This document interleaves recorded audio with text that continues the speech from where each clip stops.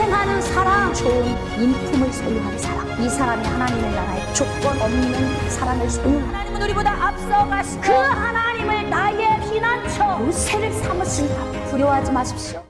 오늘 말씀은 낙심을 소망으로 라는 제목으로 은혜를 나누도록 하겠습니다. 인생을 살다 보면 낙심된 일이 바닥에 수북히 떨어져 쌓여 있어요. 그럴 수밖에 없는 이유는 우리가 살아가는 이 인생의 삶이 죄인들이 살아가는 삶이고 죄로 말미암아 저주받은 땅에서 살기 때문에 그렇습니다. 죄로 말미암아 땅이 저주받은 것은 가시덤불과 엉겅퀴를 헤치며 살아가야 하기 때문에 이 땅에서의 삶은 수고의 땀이 필요하고 수고의 땀을 흘려도 잘 되지 않는 그런 인생의 삶이 기본으로 우리에게 주어진 땅이에요. 그렇기 때문에 문제 없는 삶을 살 수는 없습니다. 할 수만 있으면 문제를 발생시키지 않으면 좋겠지만 우리는 죄인으로서 연약한 존재이기 때문에 육신의 삶을 사는 동안 문제를 자꾸 발생시키며 살게 되어지죠. 문제가 발생되면 빨리 해결하면 좋고 그것을 오래 방치하면 이 문제가 나를 무너뜨리는 요인이 되기도 합니다. 중요한 건 이 문제는 우리가 피할 수가 없고 어쨌든 문제는 같이 동거하며 가야 되는데 얼마큼 문제가 많으냐 적으냐 어떻게 잘 해결하느냐 못 해결하느냐 발생을 덜 시키느냐 더 발생시키느냐 차이점이 우리에게 있지만 모든 사람에게 문제는 다 있습니다. 그리고 이 문제는 끊임없이 다가옵니다. 그런데 우리를 공격하는 이 문제 때문에 우리가 쓰러져야 되느냐? 그것은 아니라는 거죠. 그래서 우리가 믿음의 사람들은 문제를 어떤 관점으로 바라보고 어떻게 문제를 이겨내는지에 대해서 성경적 영적 원리를 통해서 은혜를 나눠보고자 합니다. 시편은 다윗이 쓴 시가 비중을 많이 차지하지만 이 외에 사람들의 시도 있습니다. 시편 42편 이하의 말씀은 고라 자손의 시입니다. 누가 썼나를 잘 보지 않고 이 시를 묵상하면 다윗의 시구나 이렇게 착각이 될 정도로 시가 느낌이 비슷해요. 다윗의 시든 고라 자손의 시든 모세의 시든 이 외에 어떤 사람의 시든 흐름을 보면 다 인생 문제다.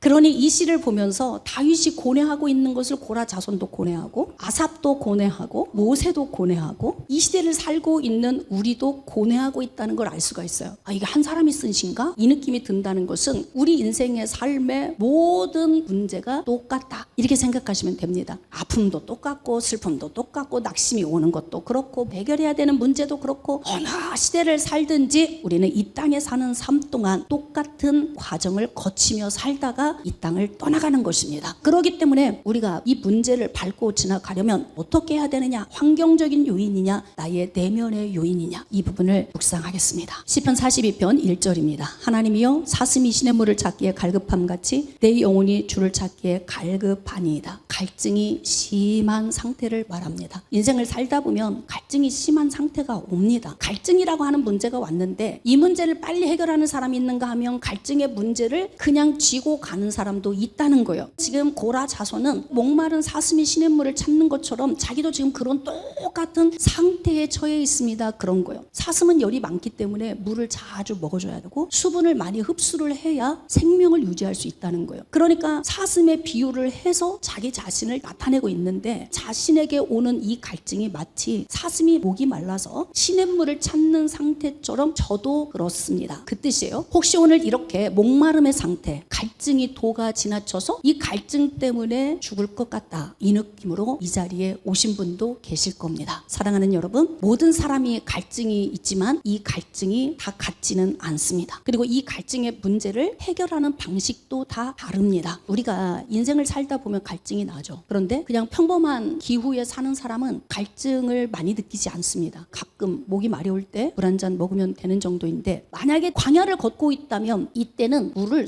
수시로 마셔줘야 되는 거예요. 이미 갈증 났다 싶을 때는 늦었다는 거예요. 광야에서 여행하는 사람 중에 죽은 사람들이 있다는 거예요. 똑같이 광야에서 여행을 시작을 해서 출발을 했는데 걸음이 다 다르니까 뒤따라가는 사람이 가다 보면 먼저 간 사람이 엎드러져 죽어 있는 거예요. 그래서 그 사람을 일으켜 보면은 그 사람 배낭에 물이 가득 들어 있다는 거예요. 물이 있는데 왜 죽습니까? 이 사람은 물을 가지고 있지만 마시지 않은 거예요. 목이 마를 때까지 기다렸다가 그때 한 모금 마셔주는 거예요. 이미 그때는 늦는다는 거예요. 몸에 있는 수분이 다 빠져나가고 탈수증이 와서 물을 지금 내가 마셨는데 왜 갑자기 안개 낀 것처럼 어지럽지? 했지? 그러더니 자기 의지와 상관없이 그냥 거기에 거꾸러진 거야. 그 뒤에 따라가던 사람들이 가면서 보니 물은 배낭에 잔뜩 가지고 있는데 물을 마시지 않아서 광야에서 엎드러져 죽은 자들을 가끔씩 볼 수 있다. 그 이야기를 들을 때 감동이 되더라고요. 물은 언제 마셔야 되냐면 목마를 때 마시는 게 아니라는 거예요. 내 몸을 위해서 수시로 마셔줘야 된다는 거예요. 갈증 날 때까지 기다리면 어리석은 거예요. 육신의 갈증도 갈증 날 때까지 기다리면 위험한 거고요. 영적 갈증도 똑같습니다. 영적 갈증도 갈증이 나서 죽을 것 같아.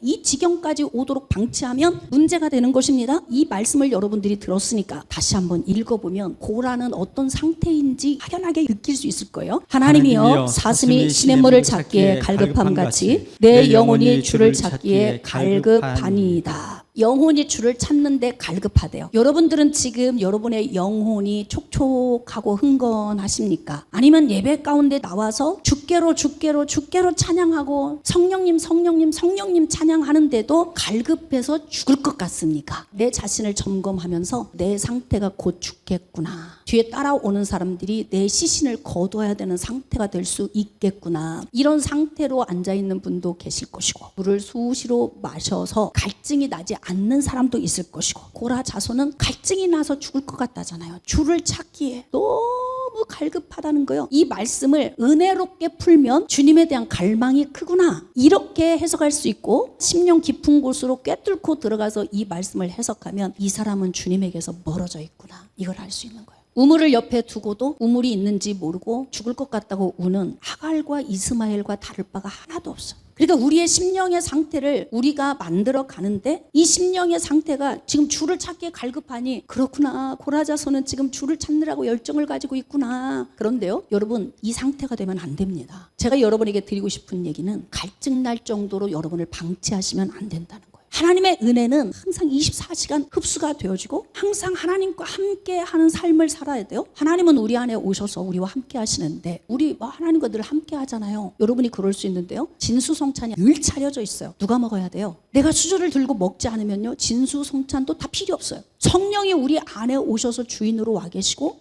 항상 위로의 말씀과 격려의 말씀과 사랑의 말씀을 우리에게 주셔도 내가 이 말씀을 받아서 먹지 않으면 아무 의미가 없다는 거예요. 성령이 내주하시는 은혜, 중생의 체험을 했지만 이 중생의 체험으로 끝이 아니에요. 우리가 살아가는 것은 성령이 우리 안에 오셔서 이 성령이 우리 안에서 넘치는 상태까지 만들고 가야 돼요. 매일 매순간 이 상태를 유지하고 가는 게 중요하죠. 광야를 걷는 여행객이 자기 걸음의 페이스를 지키면서 배낭에 있는 물을 몇 걸음 갈 때마다 수시로 마셔주듯이 우리 인생의 삶이 광야를 걸어도 자기를 위해서 물을 마셔줘야 돼요. 그런데 사람이 광야를 걸으면 지치잖아요. 맥이 하나도 없죠. 물을 먹을 의욕도 없어요. 먹고 싶지도 않아요. 만사가 다 귀찮아요. 그냥 가는 거예요. 언제까지? 목이 쩍쩍 갈라져서 나중에는 식도가 다 들어붙을 정도로 물을 안 마시는 거예요. 왜? 귀찮거든. 아무리 땡볕이고 아무리 고온이고 모래바람이 불어닥치고 햇볕은 장렬하고 있어도 내 손을 움직여 물을 마셔야 돼. 누가 해야 되는 겁니까? 내가 해야 되는 거예요. 지금 고라 자손의 문제가 무엇인지를 알아야 하는데 2절 말씀 내 영혼이 하나님 곧 살아계시는 하나님을 갈망하나니 내가 어느 때에 나아가서 하나님의 얼굴을 배울까. 고라 자손이 지금 갈증나서 죽을 것 같은 이유가 무엇인 것 같아요? 때를 말하고 있잖아요. 때. 사마리아 여인이 예수님을 만났어요. 요한복음 4장에 수가성 여인이 예수님께 질문하는 내용이 있어요. 사마리아 사람들은 그리심산에서 예배를 드려야 된다고 하는데 당신들은 예루살렘에서 드려야 한다고 하니 뭐가 맞습니까? 질문을 하잖아요. 예수님이 뭐라고 말씀하세요? 예루살렘에서도 말고 너희들이 말하는 그것도 아니야. 지금이야 지금.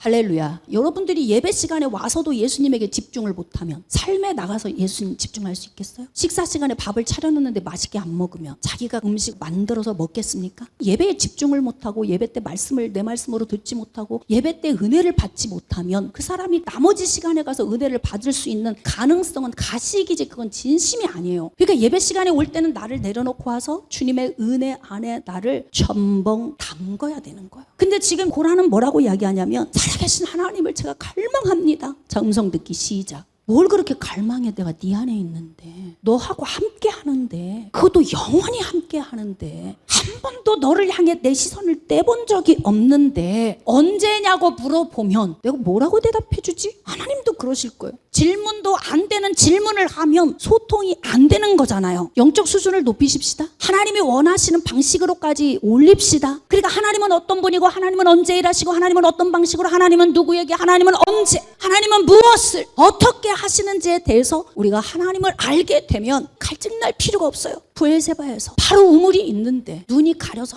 안 보여. 그러니까 이스마엘하고 죽자 우리 여기서. 그리고 그냥 통곡하고 우는 거예요. 하나님이 눈을 열어주시니 그때야 우물이 보이는 거예요. 환경이 문제일까요? 우물 옆에서 왜 우는 겁니까? 왜 죽을 것 같다고 이야기합니까? 왜 목마르다고 말합니까? 예배 가운데 왔는데 왜 충전을 하지 못합니까? 왜 은혜를 받지 못합니까? 고라 자손이 고민하는 게 뭘까요? 하나님 갈망한다잖아요. 그럼 남이 볼 때는 믿음 대단하다. 하나님을 갈망한데 매 순간 갈증나 죽을 지경이래. 아니요. 이 말은 우리에게 그렇게 긍정적인 말은 아니에요. 하나님에 대한 갈증이 해소되어져야 돼. 흥건하게, 촉촉하게 하나님 은혜에 젖어 있어야 되는 거예요. 난 매번 갈증나. 난 매일 갈망해. 찬양에도 보면 갈망한다는 찬양 많이 있잖아요. 두 손 들고 하나님 앞에 눈물 흘리고 갈망해. 그리고 돌아서서는 전혀 다른 삶을 살잖아요. 그게 무슨 갈망이에요? 갈망이라고 하는 이 말은 우리 자신이 아직 서 있지 못한다는 의미예요. 고라 자손이 자기 자신이 하나님 은혜 안에 서 있지 못해.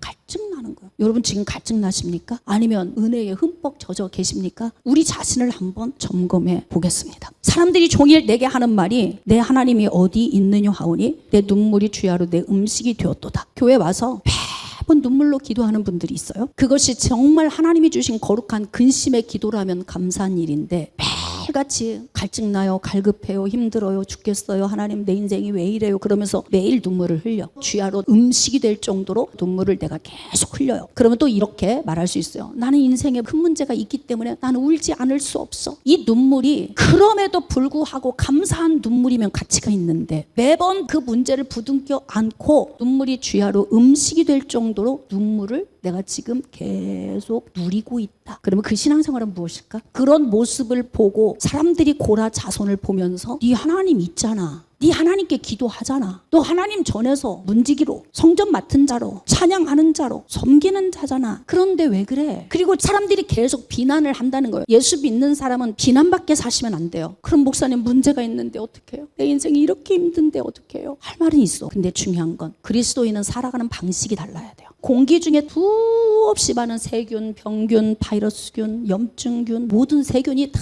지금 떠다니고 있어요. 양치질하는 칫솔도 그냥 보니까 안 보여서 담대하게 쓰는 거예요. 한 달씩 두 달씩. 현미경으로 보면 그거 쓸 수 있을까요? 못 써요. 그럼에도 불구하고 우리 병 안 걸리고 잘 살잖아요. 건강하게. 왜 그래요? 면역력이 내 안에서 이겨내니까 그런 거예요. 우리가 호흡할 때 얼마나 많은 균이 우리 몸 안으로 들어오겠어요? 우리가 지금 이렇게 살고 있는 게 은혜예요. 하나님 은혜예요. 우리는 세균이 득실거리는 그런 곳에서 삶을 사는데 하나님이 우리 인체를 만드실 때 몸 안에서 이걸 이겨낼 수 있는 힘을 만들어 주신 거예요. 우리에게 면역력을 만들어 주셔서 외부에서 공격해 오는 것이 없는 것이 아니라 엄청난 병원균이 떠돌아다님에도 불구하고 우리를 이렇게 건강하게 살게 하신 것은 우리 몸 안에서 그것을 이길 수 있는 항체가 있어서 그러는 거예요. 그러니까 환경이 문제인 거예요. 내 자신 안에 있는 면역력이 문제인 거예요. 푹푹 쓰러져. 외부에서 뭔가 들어오면 그냥 무너져요. 그러니까 여러분 어지간하면 후덜덜 사세요. 환경이 좋으면 좋은 대로, 안 좋으면 안 좋은 대로. 중요한 건 이 환경을 내가 바꿀 수 없으면 내가 강해져야 되지 않겠습니까? 그러니까 우리 자신을 단련시키는 게 굉장히 중요하거든요. 주야로 눈물이 음식이 될 정도로 징징징징징징징징 짜고 다니는 거예요. 고라 자손이. 갈망한데 하나님을 갈망하. 야 눈물 짜지 말고 와. 난 네 안에 있어. 천지에 충만해. 그리고 항상 난 너와 영원히 함께 한다고. 근데 왜 그렇게 맨날 갈증 난다고 그러는 거야? 하나님도 스트레스 엄청 받으실 것 같아.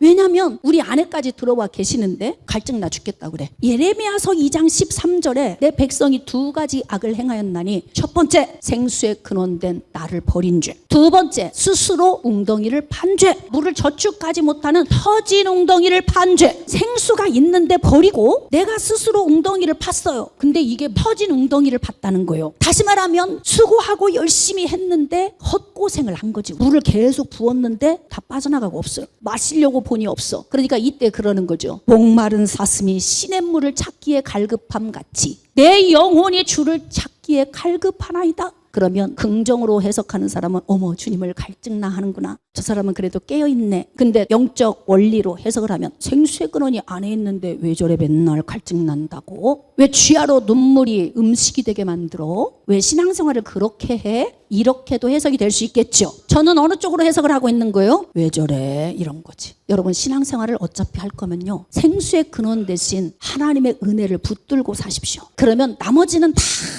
부차적인 거야. 나의 뭐 이미지, 나의 지위, 내가 돈 얼마 버는 거, 사람들이 나를 어떻게 보는지 별로 관심 없어. 누가 나를 어떻게 평가하는지 중요하지 않아요. 예수 그리스도 안에 붙들려 살면 전부 비본질이야. 본질은 오직 다 허탄한 거야. 배설물처럼 바울도 다 버렸다고 얘기해요. 예수님 만나고 보니까 보배로 오신 예수님이 내 안에 오시니 다 아무것도 아니더라. 배설물처럼 버렸다. 왜 못 버리는 거예요 우리는? 그러니 허탄한데 마음 두니까 갈증 날 수밖에 없어. 허기지는 거지. 그래서 여러분 코로나가 와서 창궐해도 팬데믹 현상 때문에 전 세계가 시끌시끌하고 그렇게 많은 사람이 쓰러져도 우리 잘 이겨냈잖아요. 여기까지 생명 연장시켜 주신 하나님의 은혜에 감사와 영광을 올려드립시다. 할렐루야. 그런데 중요한 건 하나님이 생명을 연장시켜 주셨지만 하나님이 지금 뭐라고 말씀하시냐면 네가 잘 뛰었어.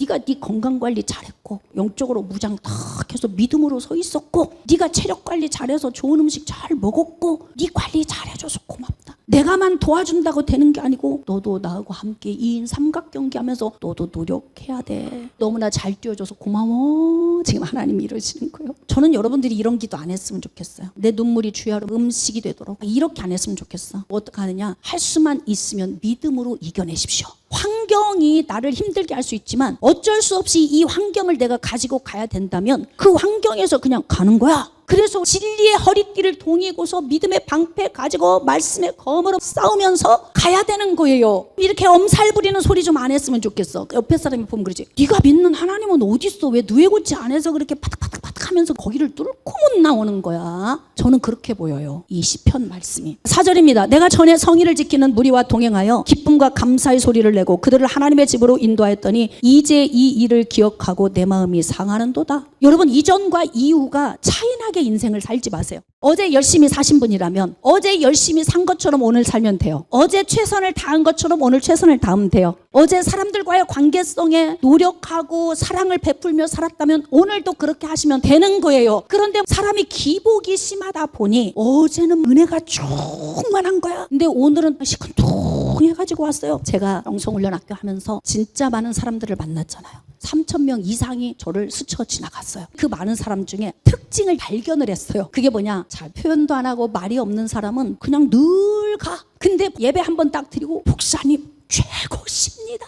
두 손으로 이렇게. 이런 사람은 다음 주 안 나와. 안 보여요. 한 손 한 사람은 2주 나오고 두 손 한 사람은 1주 나오고 입으로만 칭찬한 사람은 한 달 정도 보이다 안 보여. 쉬 뜨거운 사람이 쉬 식는 거야. 자기 마음을 쉽게 표현하는 사람은 자기의 식은 마음도 쉽게 표현해. 우리가 뜨거울 수도 있고 식을 수도 있어요. 근데 표현하지 않는 사람은 지금 식었으면 내일은 좀 뜨거워지겠지? 그냥 그러면서 가는 거지. 근데 지금 이 고라 자손의 특징은 뭐냐면 어제 좋았어요. 엄청 열심히 살았어요. 헌신도 엄청 열심히 했어요. 헌금도 많이 드렸어요. 기도도 엄청 했습니다. 찬양도 뜨겁게 불렀어요. 언제? 어제.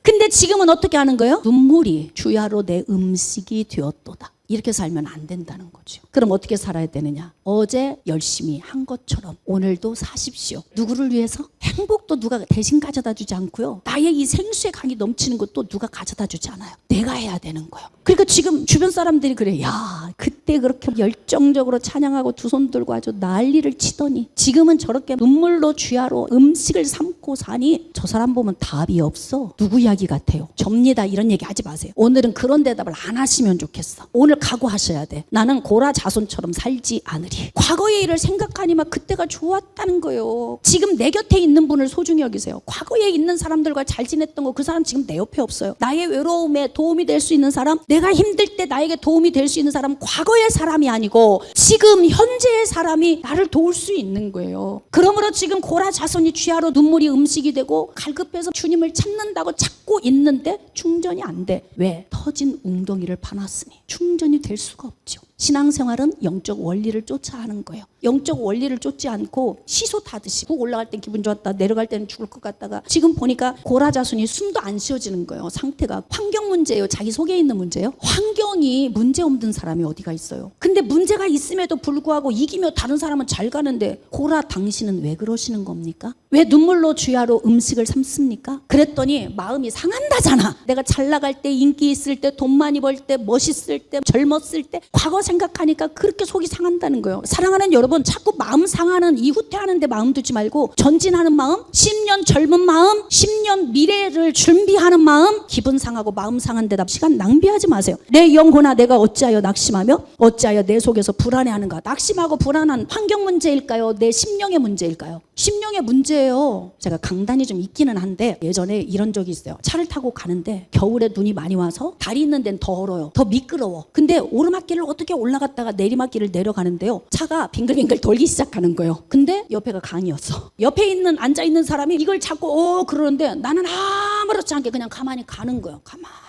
발을 떼고 핸들을 꼭 잡고 얘가 어디로 움직이나 어디로 가나. 만약에 물속에 빠지면 호흡을 몇 번 하고 내가 헤어나와야 되나 이런 생각하면서 가는 거지 뭐 어떡해요. 내 힘으로 안 되는 거니까. 그러면서 싹 주요 그러고 가는데 샥 돌다가 이게 샥 하고 내려가는 거야. 옆에 있는 사람이 강심장이네요. 놀라지도 않아요. 나는 어지간한 일에 별로 안 놀래요. 여러분 불안해하지 마세요. 하나님이 우리 안에 계세요. 그 하나님이 우리를 붙들고 계세요. 우리가 할 수 없는 것을 내가 부르짖고 기도하면 하나님이 도와주십니다. 할렐루야. 오늘 가지고 나온 질병 하나님께 맡기세요. 가지고 나온 물질 문제 맡기세요. 사람의 관계성의 문제도 맡기십시오. 내 영혼아 네가 어찌하여 낙심하며 어찌하여 내 속에서 불안하여 하는가. 이게 뭐냐 환경적인 요인이 아니라 내 속사람 속에서 불안하고 막 떨리는 거예요. 고라의 심령의 상태를 우리가 볼 수 있죠. 왜 이런 상태가 왔어요? 생수에 근원된 하나님 버린 것, 스스로 웅덩이를 팠는데 터진 웅덩이 판 것, 그러니 물은 하나도 없고 갈증나고 생수의 강은 흘러 넘치지 않는 상태에서 인생의 삶의 요인을 보니 낙심되고 근심될 수밖에 없죠. 어떤 바이러스가 나를 공격하느냐가 문제가 아니라 이 바이러스를 이길 힘이 없는 연약한 내 자신이 문제인 거예요. 좀 움직이세요. 자기 관리도 좀 하시고 연세가 들수록 근육 단련을 하셔야 돼요. 스쿼트도 좀 하시고 자기 체력에 맞는 운동을 해야 계단을 올라갈 때도 씩씩하게 올라가지만 아이고 한 계단 올라가고 아이고 두 계단 올라가고 그러면 나중에 100세 120세까지는 어떻게 사실 거예요? 사랑하는 여러분 자가 발전기형으로 자기를 바꾸세요. 자기 자신 스스로가 삶에 적극적으로 가야 되는 거예요. 신앙생활도 적극적으로 하나님 은혜 안으로 깊이 들어오면요. 내 영혼아 네가 어찌해서 낙심하고 불안해하느냐 이런 얘기를 할 필요가 없어. 자기가 자기 자신을 알죠. 오늘 불안에 떠는 분 있어요? 낙심되는 분 있으십니까? 안에서 염려 근심된 분 계실 거예요. 버리세요. 누가 해야 돼요? 내가 버려야 되는 거예요. 그런데 고라자손이 마지막은 좀 괜찮은 얘기를 해요. 너는 하나님께 소망 두라. 다 그거예요. 구구절절 인생 이야기 엄청 많이 해왔어요. 눈물이 취하로 막 음식이 됩니다. 사람들이 나를 비난합니다. 하나님 어느 때에 하나님 얼굴 볼 수 있습니까? 이런저런 얘기 다 했는데 다 그냥 뒤로 제끼고 너는 하나님께 소망을 두라.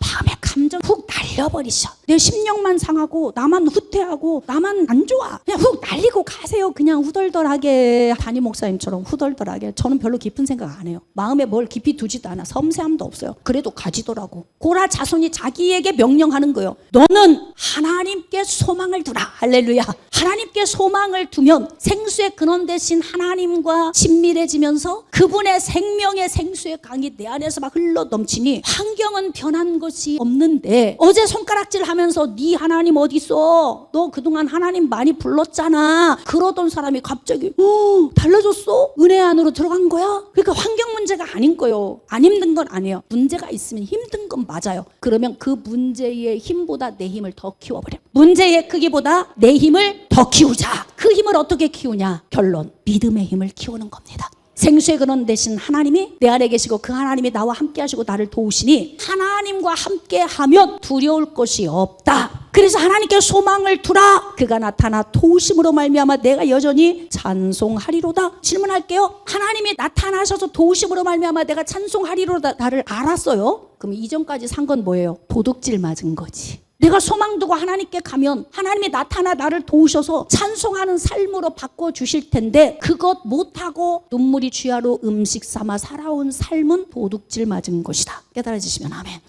그러므로 사랑하는 여러분, 도둑질 맞는 인생 살지 마십시다. 여러분의 생각을 오늘 다시 점검하시고 믿음의 생각으로, 하나님을 신뢰하는 믿음으로 여러분의 자신을 쳐서 복종시켜서 겸손함으로 무장을 하시고 하나님께 소망 두세요. 그러면 낙심이 소망으로 바뀌어집니다. 영적 원리를 깨달아지셨으면 아멘.